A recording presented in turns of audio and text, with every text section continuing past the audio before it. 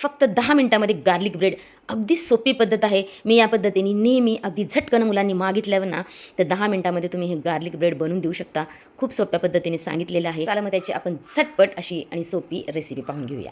त्यासाठी काय केलं, मी इथं तडका पॅन घेतलेला आहे आणि त्याच्यात अगदी थोडंसं तेल टाकलेलं आहे आणि इथं मी जवळजवळ 20-25 पाकळ्या लसूण बारीक चिरून घेतलेला आहे. तुम्ही इथं अख्खासुद्धा घेऊ शकता. नंतर तो स्मॅश करायला थोडासा वेळ जाईल म्हणूनसाठी मी बारीक तुकडे करून घेत असते आणि इथं त्याला असे लाल करून घ्यायचे आहेत. ॲक्च्युली बटरमध्ये लसूण टाकत असतात, पण बटर जळेल म्हणून मी थोडंसं तेल टाकून त्याच्यात अगोदर हा लसूण असा लाल करून घेते.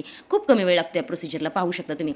आता त्याच्यामध्ये मी बटर टाकलेलं आहे. आता जर तुम्हाला बटर मेल्ट तुमच्याकडे असेल, मेल्टेड म्हणजे बाहेर तुम्ही ठेवलेलं असेल बराच वेळ, तर ते सुद्धा यूज करू शकता. पण मी या पद्धतीने करते आणि हे बटर वितळलं की पुन्हा एक 2-3 मिनटं त्याला तसंच ठेवू देते, म्हणजे ते थोडंसं नॉर्मल होऊन जातं.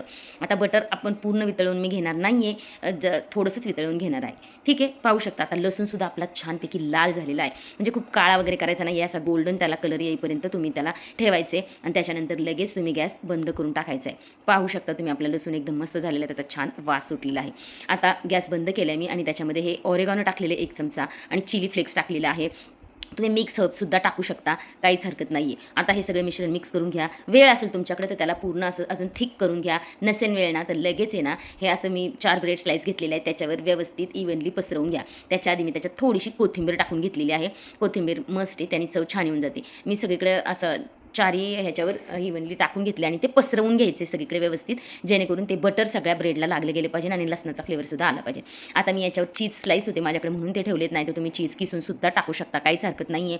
जे घरात चीज अवेलेबल असेल ना, ते टाकून द्या, काहीच फरक पडत नाही एवढा. तर त्याच्यावर चिली फ्लेक्स आणि ओरेगानो पुन्हा त्याच्यावर थोडंसं मी स्प्रिंकल केलेलं आहे. मीठ काही इथे यूज करू नका, कारण सगळे चीज किंवा बटर नाही, हे थोडेसे खारटच असतात, त्यामुळे काही गरज वाटत नाही. आता मी एअर फ्रायरमध्ये फक्त 5 मिनिटासाठी लावणार आहे.